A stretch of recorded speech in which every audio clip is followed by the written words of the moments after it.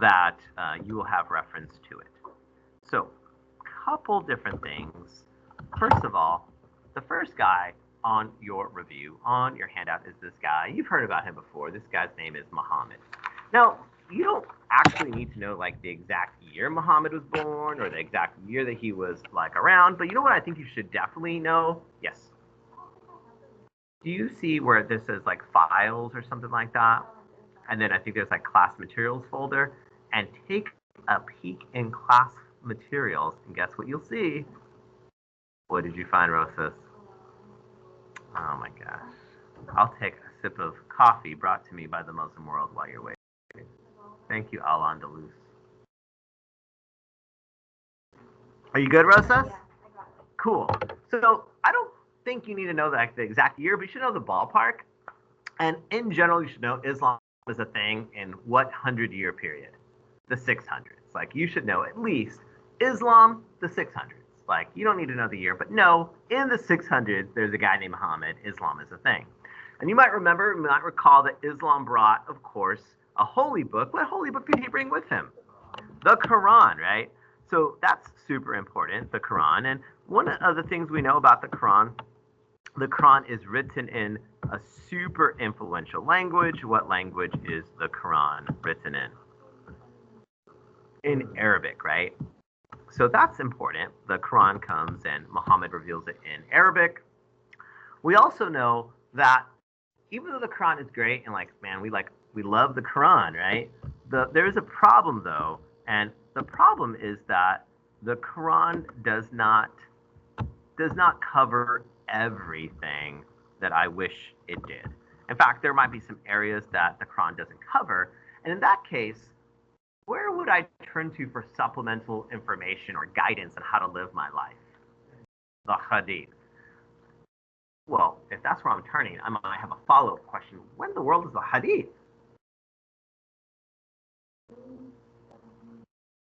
It is the traditions of the things Muhammad said and the things that Muhammad did.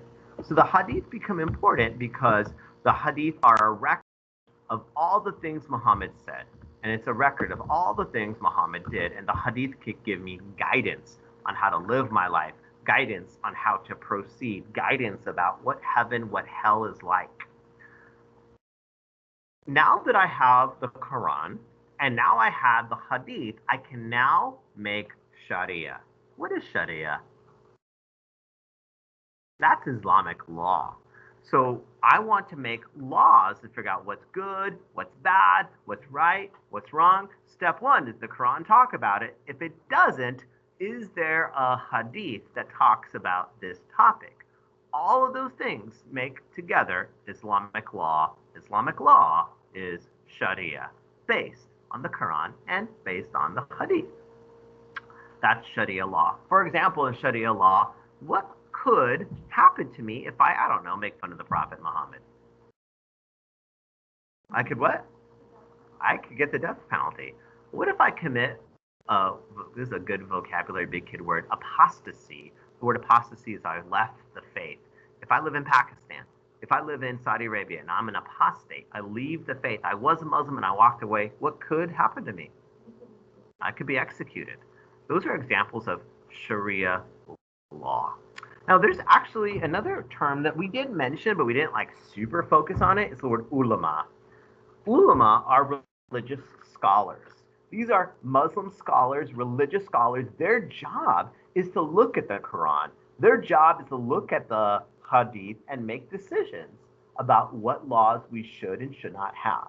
That's who the ulama are. They are religious scholars, the ulama. They make the decisions about what is and should not be a law, the ulama.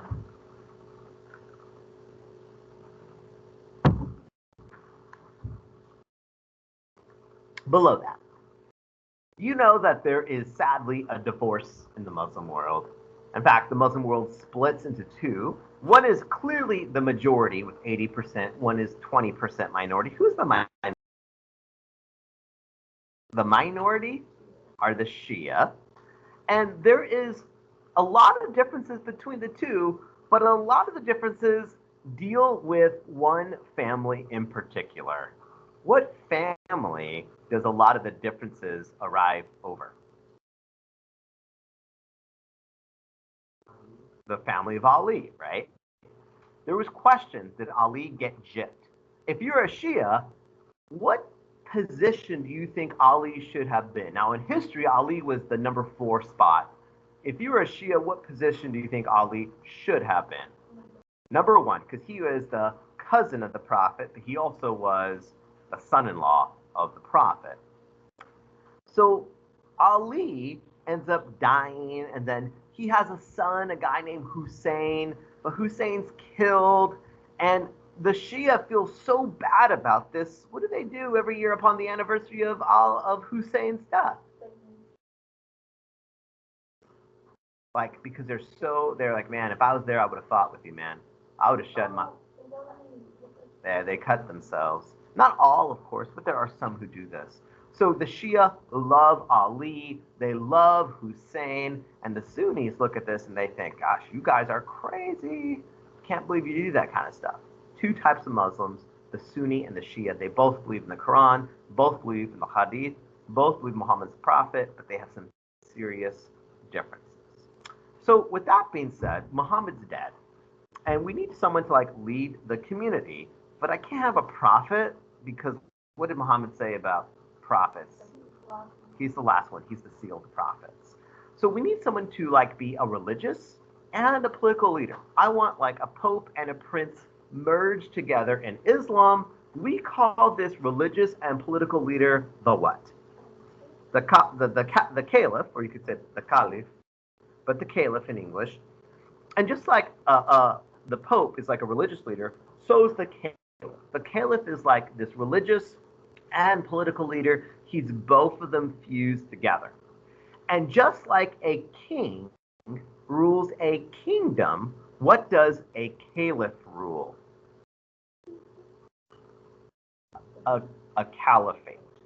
So just like a king has a kingdom, a caliph has a caliphate. The caliphate is this Muslim kingdom. It is this country without separation of not of church and state, but of mosque and state. You know, it's like a religious empire, the caliphate. There is a king that rules a kingdom, a caliph that rules a caliphate. There was actually 2 caliphates we studied by name. The first one was called the Umayyad Caliphate, and you might remember that they were actually more political rather than religious. And actually, I think I told you that the Umayyads were actually had a reputation of being kind of corrupt. For example, even though the Umayyads were Muslim, there was a drink that they weren't supposed to have that they were known for having a lot of. What was it? Alcohol. They drank alcohol, they practiced homosexuality, they took bribes, they were bad Muslims, according to many people at the time, the Umayyads. And one of the worst things they did, it says in your handout, was they discriminated against what type of people? Non-Arabs.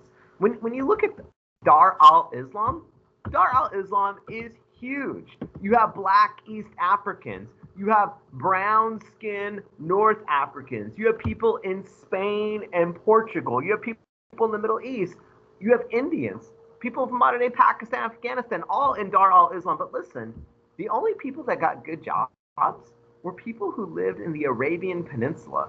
That's not that big. This is the Arabian Peninsula. These were the only people that got good jobs because the Umayyads said, we're only going to give a good job to the Arabs.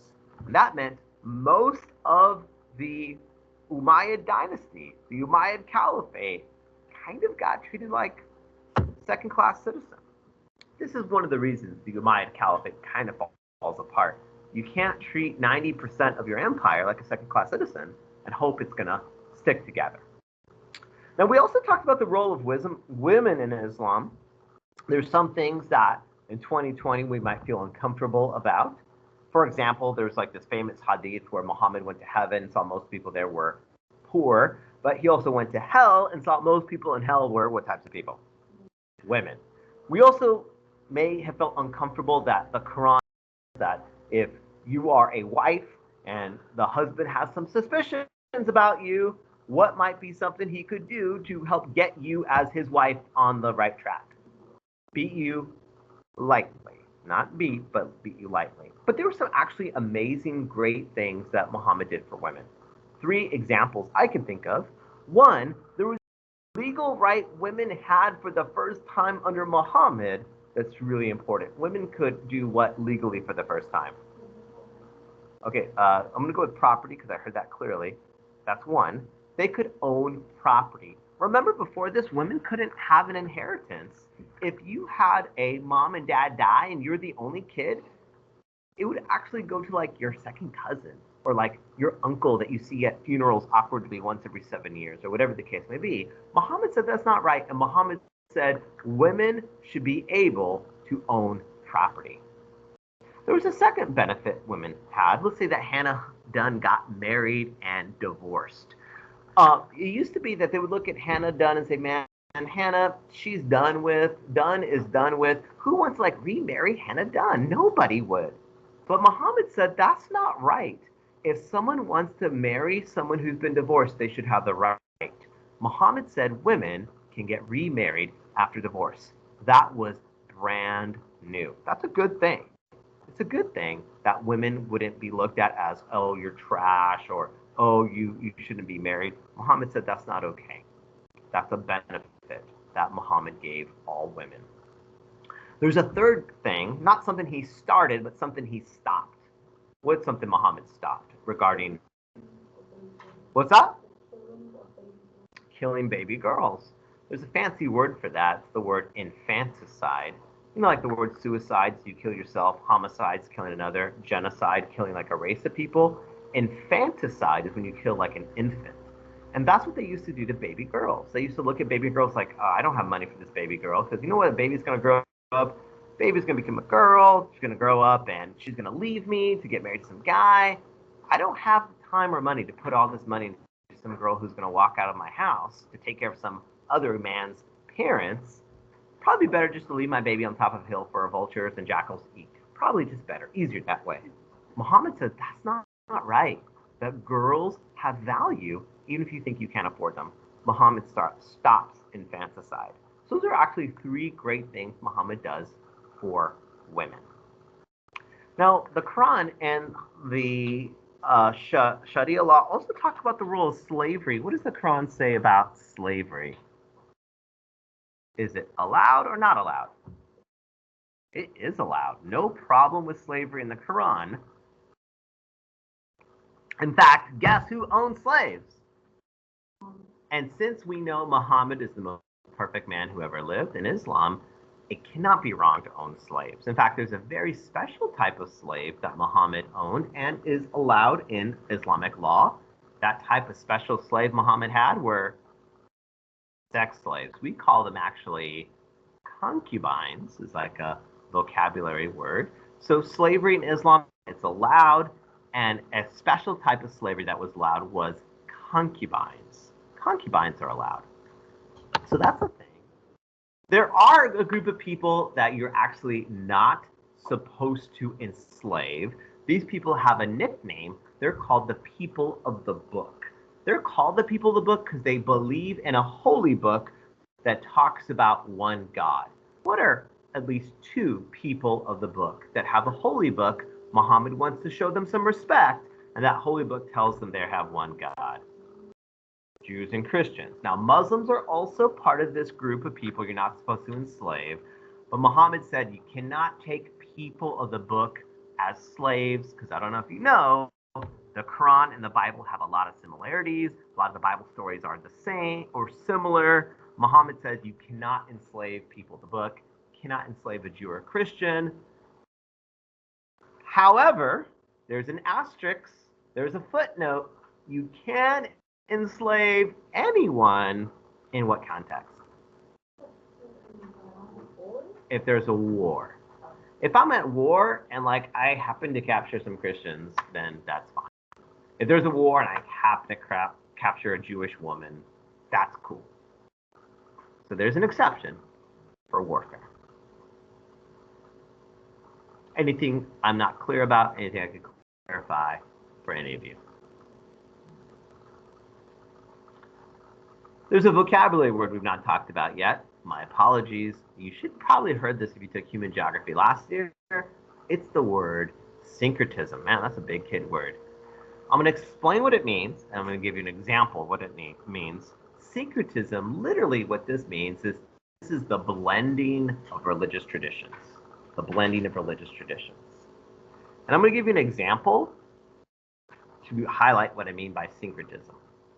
I'm going to use an example. There's a religion called voodoo. Now, you've probably heard of voodoo because what do people who practice, like in TV or movies, what do people practice voodoo use if, like, you don't like, I don't like Tomas. What might I use to get at Tomas? It's like a voodoo doll, right? Like you guys like these pins or whatever.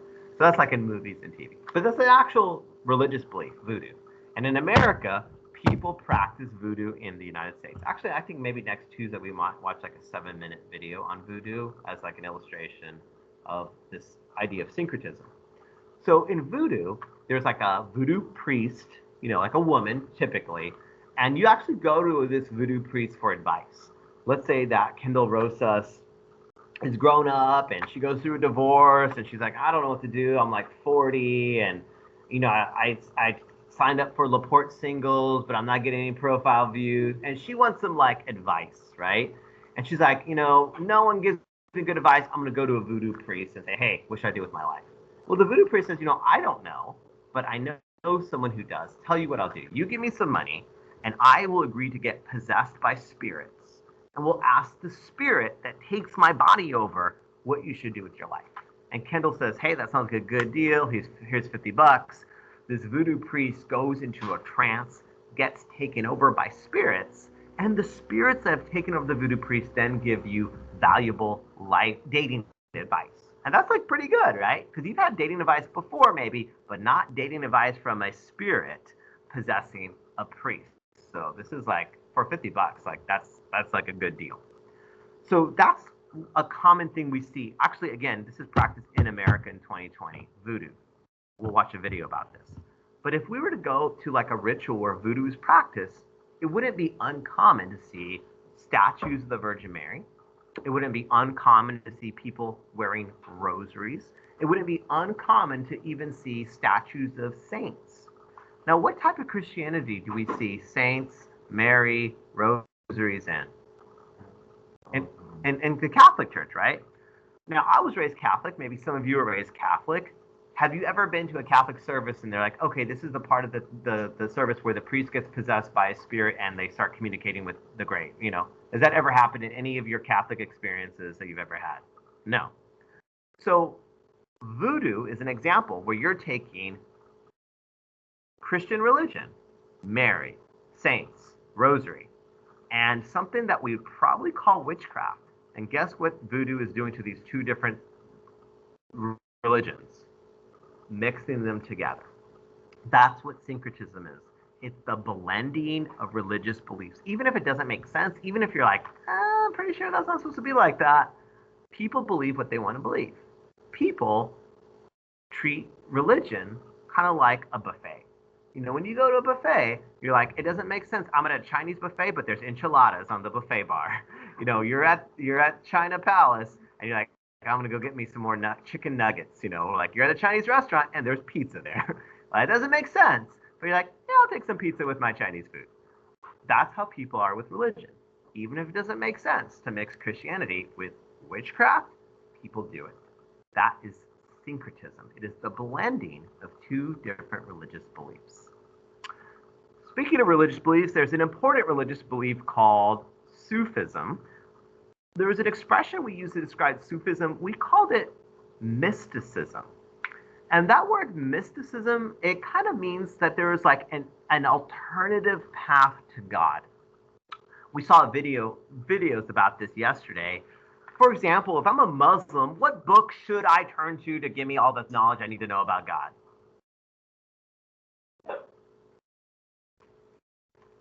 If I'm a Muslim, what book should I go to? The Quran, right? And I should probably go to the mosque and stuff like that. But there's this guy named Rumi, and Rumi said, You know what? You could go to the mosque every Friday and never really feel God. You could go to mosque every Friday, that's the Muslim holy place, and never experience God. So Rumi said, you know what? There's God you can do to experience the love of God. Rumi said, you could do things like write poetry to God. Oh, you could write poems like how you love God and he's the best. But you could also do things that would help you connect with God and feel God in a way hard to explain. In fact, what do Sufis do physically as one way to connect mystically with God?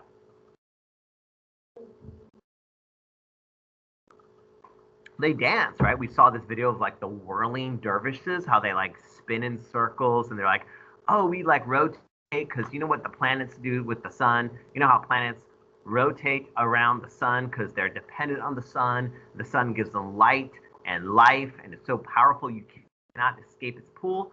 Guess what? I want to revolve my life around God. I want God to give me light and love, and I want him to be so powerful I cannot pull away. So they do this whole whirling dervish thing, and they say, when we're doing the whirling, I just feel focused. I experience God in a way I could never do if I just opened up the Quran. I experience God in a way I could never do if I just prayed 5 times a day and went to mosque on Friday.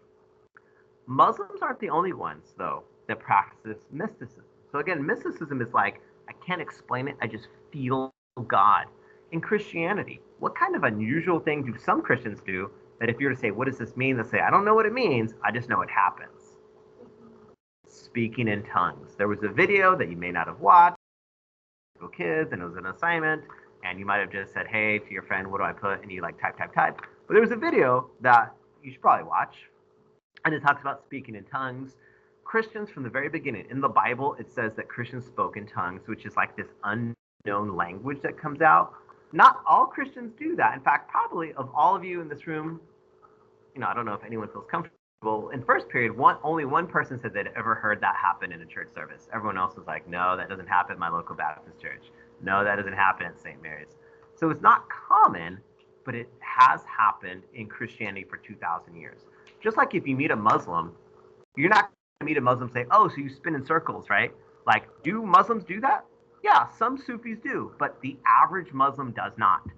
If you meet someone like, oh, I'm a Christian, oh, so you speak in tongues. Like, they might speak in tongues, but most Christians that you'll meet probably don't speak in tongues. That's another example of mysticism.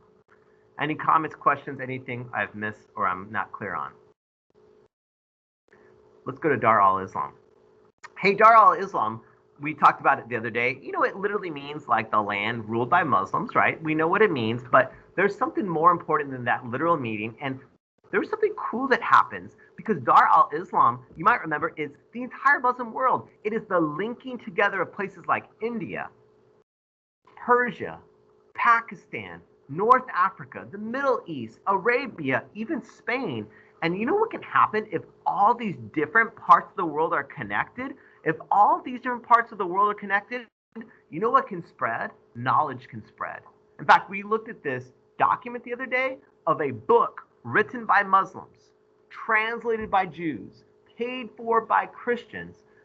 That's an example of how, like, if everywhere in red is Dar-al Islam, you could get the best ideas from Arabia, from India, from Pakistan, from Africa, from Spain. And those, because we're all part of Team Islam, we can move those ideas. That's how we got Arabic numerals. Arabic numerals come from India. The Muslims moved it from India to the Middle East. From the Middle East, it went to Europe. Ideas move. It says under Dar-al Islam, it helps connect cultures. That is a super duper part of Dar-al Islam, is the movement of knowledge. Not just knowledge. That's like a complex thing that moves. There's a simple thing that moves in Dar-al Islam. For example, foods move along Dar-al Islam. Great drink moves in Dar-al Islam. The drink I gave as an example was coffee. When white people also can thank the Muslim world for something you put in your coffee and in your cookies and in your cakes and in tons of the stuff we eat in America. Sugar. No sugar without Dar-al Islam. No coffee without Dar-al Islam. No Arabic numerals without Dar-al Islam. Listen, Muslims have impacted every day of your life. Literally every meal, well, Almost every meal you have that has something with sugar is only possible because of the Muslim world. Dar-al Islam. We also talked about two other words, Islamization and Arabization. Guess what spreads as the caliphate spreads? As the Muslim world starts expanding, as the Muslim world starts taking over and the Muslim world starts conquering, there is a map in green here of the Umayyad Caliphate, and everywhere they go, guess what people slowly start doing? They slowly convert to Islam. Islamization is that conversion process from what they believed before to becoming a Muslim. I might become a Muslim because I really believe in it, but I also might become a Muslim because there's a practical benefit. What do I get out of the deal practically? I don't have to pay taxes, right? And as Islam spreads, so does their language. What's the language of Islam? Arabic. Everywhere on this map in green, they speak Arabic, which is a big deal because the only place in the world where they used to speak Arabic was in Arabia. But now it goes all over the world. I gave you an analogy with the British. The British conquered India, Pakistan, Australia, New Zealand, Canada, Nigeria, Kenya, Uganda, Tanzania, South Africa, and guess what they speak in Jamaica, Belize? Guess what they speak in all those countries to this day? Those countries the British conquered. Guess what they speak in all those former British colonies? English. And just like the British spread their language, everywhere these Muslims go, Arabic went from, oh yeah, some desert tribes speak this minor language no one cares about. Today it's one of the most important languages in the world. We call this process Islamization. Arabization. So it spreads their language. We know that people gave up other religions to become Muslim. In fact, one of the religions that really suffers is Christianity. A lot of people convert from Christianity, like Egypt, for example, was like 95% Christian, and most of them bail on Christianity.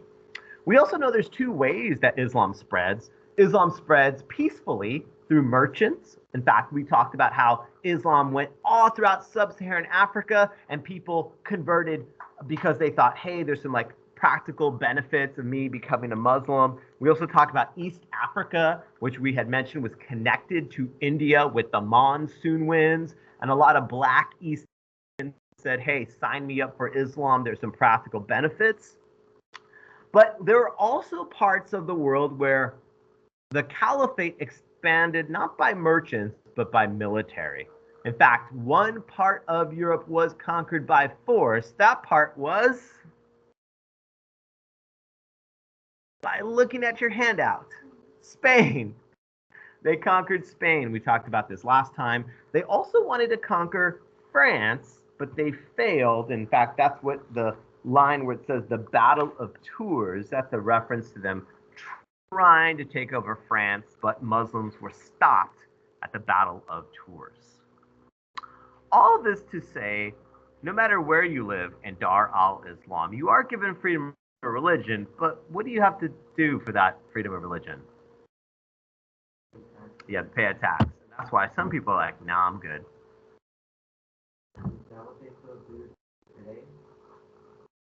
That's a good question. I actually don't know the answer to that. If that is not, a lot of Sharia laws still today, like today, you could still get killed for insulting the Prophet. That's still true today. Today, you could still be killed for practicing homosexuality. Like that's still the law today. If you are like a lesbian and you get caught kissing your girlfriend, you can be, they cane you in public. They take like a stick and they publicly beat you. So that happens today in 2020 for being homosexual. I actually don't know about the tax question. That's a good question. I don't have the answer for that. That's worth looking into. There's a lot more I don't know than I do know. So something I do know a bit about is Al-Andalus. You should know about it because we saw 3 videos about it. What's another name for Al-Andalus? Muslim-ruled Spain. So thankful that you guys got this because earlier periods, there was a lot of blank stares.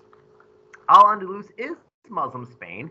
You might remember that Al-Andalus was famous because this is a place where there's 3 different religious cultures living and working and tolerating one another for much of its history, what three religious groups lived in Al-Andalus pretty peacefully with one another?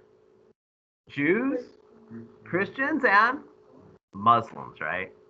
And Al-Andalus was famous for toleration, that they were pretty chill. It was a pretty chill place to live. Now, later, Christians wanted their freedom. That's true. And later, Christians fought for their freedom. That's true. And later, Christians had like statues of St. James, Moros, trampling on Muslims. But for the most part, before all that, they kind of worked together. It was a chill place to be.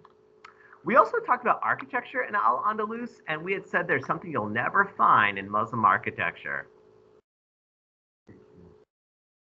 Pictures, paintings, statues. But there are things you can do to, spruce up the place. You could have calligraphy from the Quran, but you could also have something else. Something that half of you are taking for your math. Oh, geometry. Hey, geometry, right? Whenever you're in geometry class, you're like, you know what? I bet I could decorate my room using some of the principles I'm learning in this class. And they did. Geometry and tile. The second caliphate that you should know about is the Abbasid Caliphate.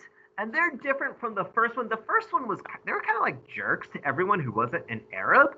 But the Abbasid Caliphate is a lot more progressive. They're more multi-ethnic.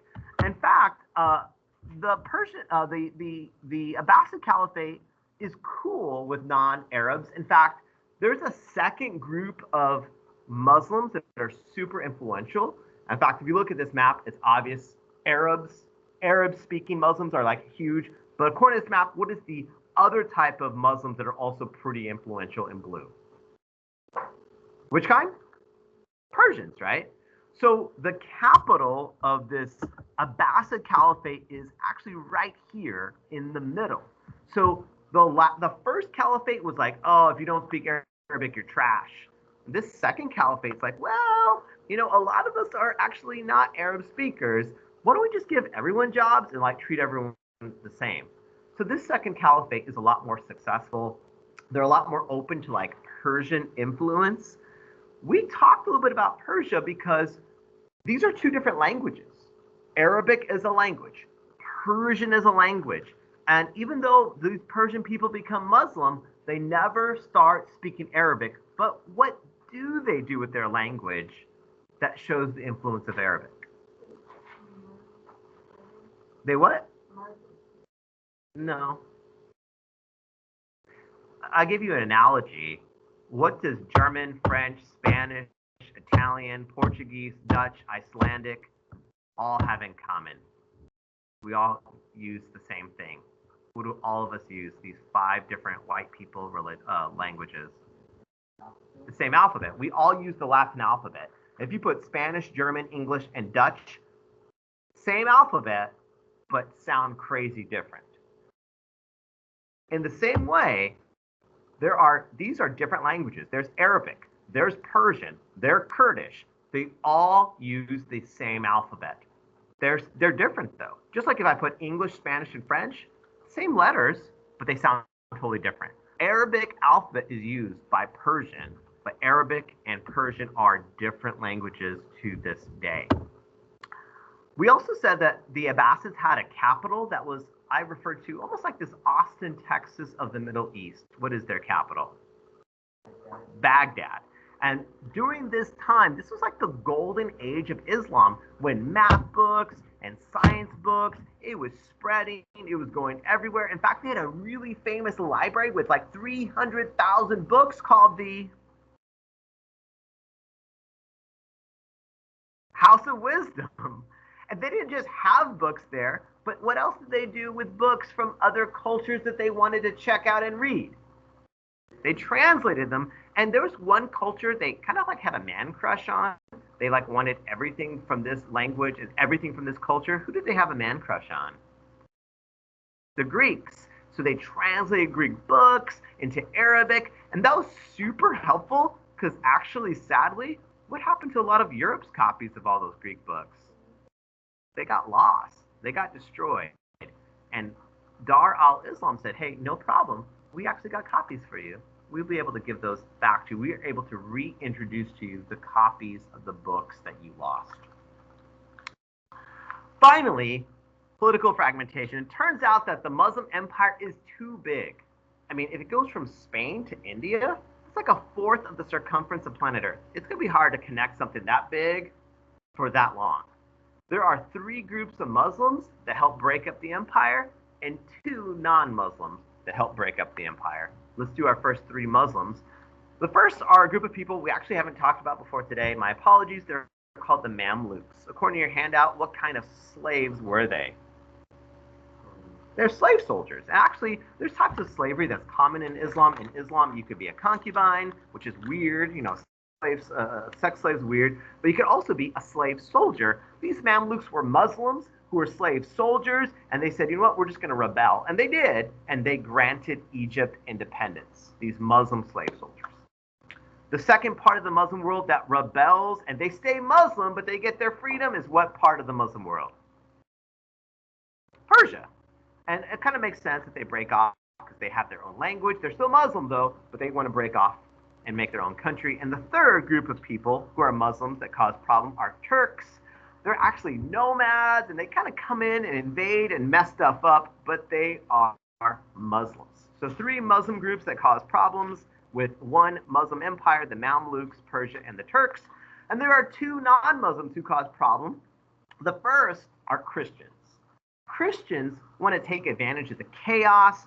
Christians say, you know what, we want the Holy Land back, and they start a series of wars to free the Holy Land. This series of wars to free the Holy Land are called, guess what? The Crusades. These Crusades are a short-term success, but very shortly, Muslims take back what all the white people took away. White people freed the Holy Land for a short amount of time, and at first Muslims like, oh, we're not prepared for that. But then the Muslims took it back, no problem. But there's a group of people that had long-term impact on the Muslim world. They actually destroyed the Abbasid Empire. They destroyed Baghdad by throwing, in fact, every book from the library into the river. It turned the river black. When 300,000 books got tossed into it, who destroys the Abbasid Empire? The Mongols do.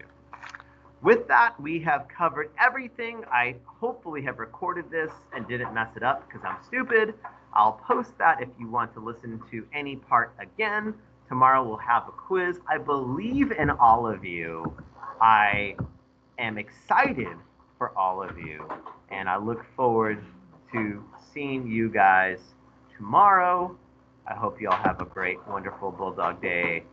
The choice is yours, they say. I'll see y'all later.